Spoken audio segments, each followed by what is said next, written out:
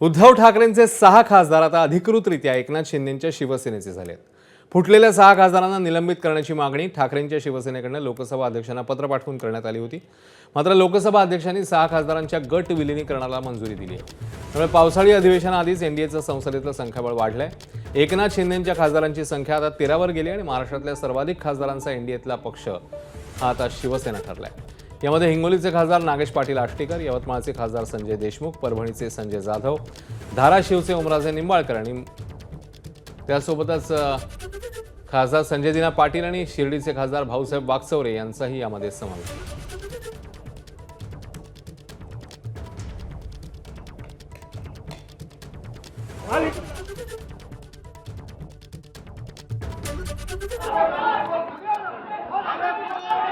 या आनंदाच्या क्षणी कॅमेऱ्यासमोर सर्वच असतात, पण तरी एक प्राधान्याने सांगावं लागेल. डॉक्टर श्रीकांत शिंदे खासदार.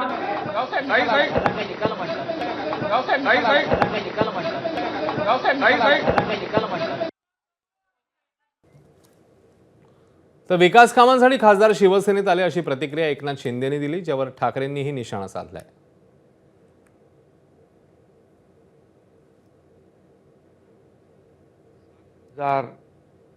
जे शिवसेनेसोबत आले त्यांचं मी स्वागत केलेलं आहे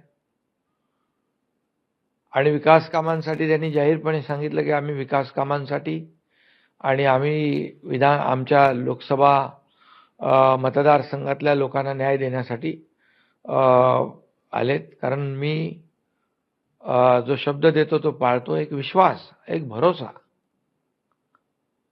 कमिटमेंट यासाठी ते शिवसेनेसोबत आले. मी त्यांचं स्वागत केलेलं आहे. याच्यामुळे एनडीए मजबूत होती आहे.